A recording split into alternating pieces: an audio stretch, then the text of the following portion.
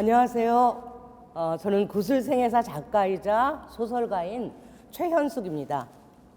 저는 노년복지 현장에서 요양보호사와 사회복지사로 일하면서 특히 빈곤한 노년들과 일상을 함께해온 경험, 그들과 구슬생애사 작업을 하면서 대화하고 관찰하고 공부한 내용들을 바탕으로 노년들의 삶과 말들을 사회적으로 해석하면서 제가 느낀 더 취약한 노년 만나기에 대한 강의를 하겠습니다.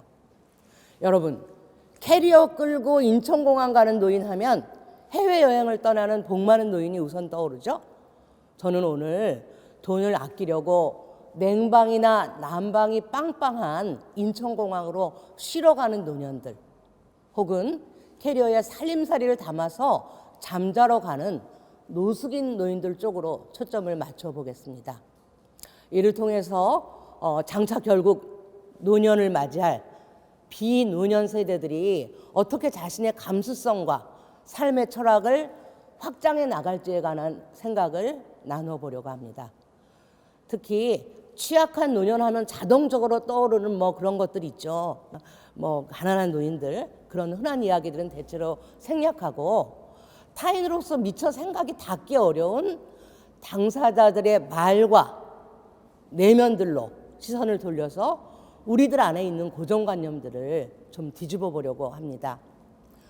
앞에 정진웅 선생님 강의에서 폐유지를 줍는 노년에 대한 혐오는 나이듦보다는 빈곤에 관한 혐오라는 말씀을 하셨으니까, 그리고 또 이런 것들이 결국 자본주의와 사회안전망의 문제이며 젊어서나 늙어서나 널려있는 빈곤과 차별이 문제라는 것은 우리 모두 알고 있죠.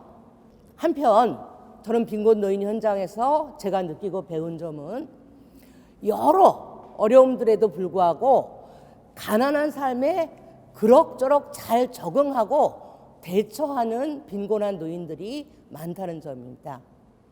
사회복지가 잘 된 국가들에 비해서는 턱없이 부족하지만 노인들이 흔히 하는 말씀으로 다들 배고팠던 시절에 그때 비해서는 한결 지금 나아졌다고 하시는 거죠. 자식도 못 주는 용돈을 대통령님이 매달 꼬박꼬박 통장에 넣어준 세상이라는 말에 제가 충분히 동의할 수는 없지만, 어려운 시대를 새끼들 안 굶기고 가르치느라고 아둥바둥 살아온 공통의 경험을 가진 가난한 노인들이 현재의 노인복지에 대해서 느끼는 체감온도는 통계와는, 혹은 여러분들이 보는 느낌과는 다를 수 있다는 것입니다.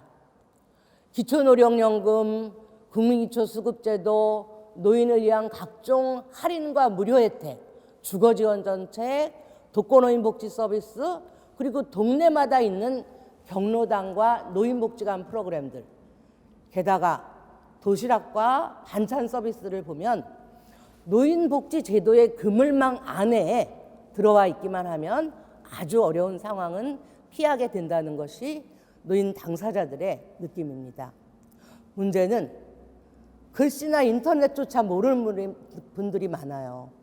그래서 어디서 그런 정보를 얻을지 모르는 노인들, 게다가 복지 서비스를 요청하면서 그전에 느꼈던 어떤 모멸감들, 그리고 또 어떤 분들은 복지는 불쌍한 사람들이나 받는 시혜라는 이런 인식 등으로 해서 복지 제도에 다가가지 못하고 있는 분들도 있습니다. 나아가 가난한 삶은 그 한계와 구조적인 문제와는 별도로 당사자로서는 익숙해지는 것이어서 많은 부족함에도 불구하고 당사자들은 나름대로 적응하며 살아갑니다. 노인들이 흔히 하는 말로 없으면 없는 대로, 이 없으면 잇몸으로 사라진다는 겁니다.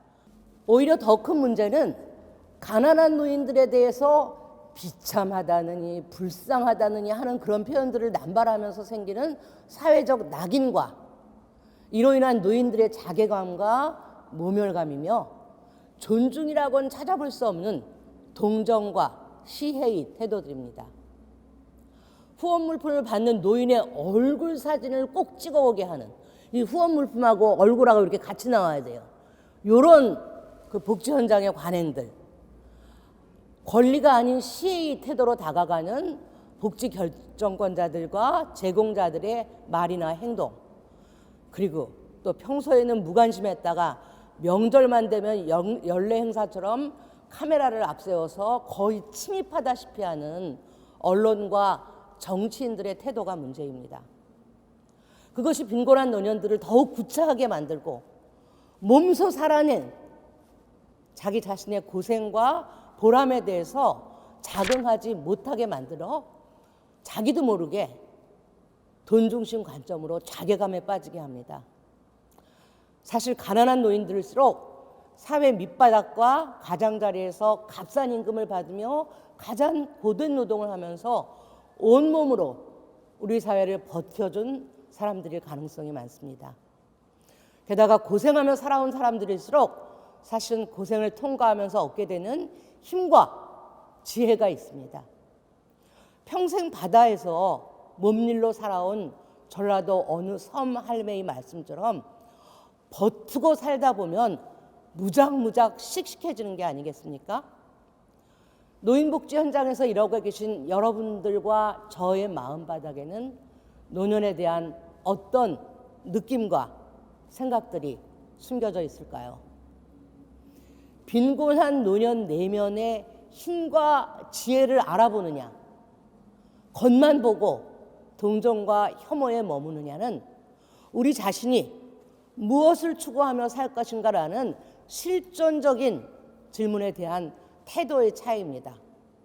혹시 가난하고 못 배운 노년들이 퉁명스럽거나 불평불만이 많다면 그거야말로 불공정한 사회에 대한 분노와 저항의 마음이자 마땅하고 옳은 입장이라고 저는 생각합니다.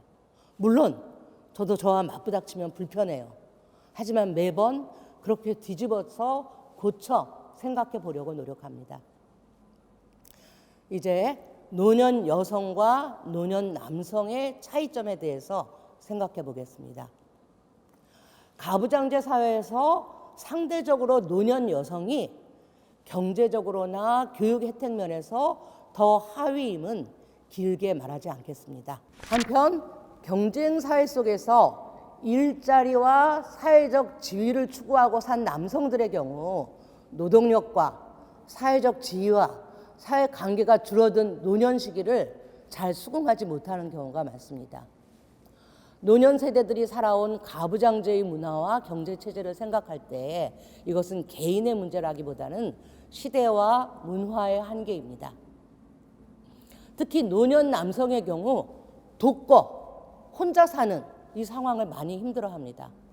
쉽게 말해서 남자가 밥하고 청소하고 빨래해야 하는 이런 상황을 창피해하거나 그리고 또 실제로 잘 하시지를 못해요. 이건 어린 시절부터 익숙해져 버린 잘못된 남성성의 탓이겠죠. 그런데 노년 여성들은 상당히 다릅니다. 여성들은 어려서부터 상대적으로 관계지향적이고 돌봄지향적인 삶을 살아왔습니다. 대부분의 여성들에게 돌봄은 보람이면서 뒤집으면 족쇄인 측면이 많죠. 그러니 독거노인이라는 단어가 주는 어둡고 무거운 이미지와 달리 실제로 할머니들의 경우는 독거를 여자라는 이유로 평생 감내해야 했던 5만 가지 돌봄 노동들에서 드디어 벗어나 인생 말년에야 마침내 도달한 자유와 해방으로 느끼는 분들이 많습니다. 게다가 독거노인, 가족관계가 단절된 노년, 무연고 사망노인 이런 단어들은 너무나 공고한 가족 중심주의 관점에서 만들어진 낙인의 용어입니다. 부정적인 감정의 과잉이자 오류인 측면이 많은 단어들이죠. 노년일수록 더욱더 가족을 넘어 친구와 이웃과 그리고 사회가 중요한 시대가 이미 되었습니다. 제가 냈던 책 중 가장 많이 팔린 책은 2016년 10월에 출간된 할배의 탄생입니다. 당시 마침 대통령 탄핵 정국을 맞아서 국민들의 여론이 촛불 집회와 태극기 집회로 뜨겁게 갈렸던 시절에 소위 태극기 할배라고 불려지면서 희화화되기까지 했던, 지금은 여든이 넘은 빈곤한 두 남성 독거노인의 생애사를 담은 책입니다. 2023년인 지금 여든을 넘은 노년들을 생각해 보세요. 그들은 일제강점기 농촌 분권 사회에서 태어났습니다. 그리고 바로 해방은 되었다지만 결국은 분단된 나라의 극심한 좌우 갈등을 겪었고, 군사정권 시절과 경제개발이 최고의 가치라고 하는 산업사회와 자본주의 사회를 거쳐서 지금은 어떤 시대를 살고 있습니까? 뭐 AI니 챗GPT니 하는, 그들로서는 도저히 적응할 수도 이해할 수도 없는 정말 괴상한 사회를 하필 당신들의 말년에 낡고 느린 몸으로 살아가고 있습니다. 그러니 문화적 뒤처짐, 문화적 노화, 이건 아주 불가피한 거죠. 키오스크 아시죠? 그거 이렇게 눌러야지 뭐 햄버거도 나오고 밥도 주고 요즘은 그러잖아요. 노인들 그거 너무 사용하기 힘들어요. 그래서 그거 있는 데는 밥 먹으러도 못 들어가요. 게다가 명절이 되면 스마트폰으로 젊은이들은 다 기차표를 예매해서 노인들은 뭐 줄 서봤자 표도 못 구해요. 손주도 못 만나러 가는 거죠. 노년은 모든 젊은이의 미래입니다. 노년들과 지금 여기에 사회와 정치를 제대로 만들지 못하면 지금 젊은이들이 늙은 사회에서는 지금보다 훨씬 더 빠른 문명의 변화 속에서 여러분들은 더 많은 차별과 배제를 당하게 될 것은 불을 보듯 뻔합니다. 지금의 노년들을 위해서든 여러분들의 노년 시절을 위해서든 노년의 입장과 처지에 대한 감수성과 상상력, 그리고 노년들의 습관과 문화에 대한 생애사적 이해가 필수적입니다. 노쇠와 질병과 장애, 그리고 죽음, 이 모든 것은 모든 생명의 순환 과정입니다. 생애 어느 시점 이후 차곡차곡 진행되는 노쇠와 병증과 장애에 대해 당사자들은 어쨌든 나름대로 혹은 뭐 별 수 없이라도 적응하면서 삶의 기술과 마음가짐을 만들어갑니다. 더 취약한 노년들에게 더 많은 사회적 마련이 필요한 것은 물론이지만 그들 역시 각자의 생애 주기와 역할들 속에서 개인적이고 사회적인 삶을 살아가고 있습니다.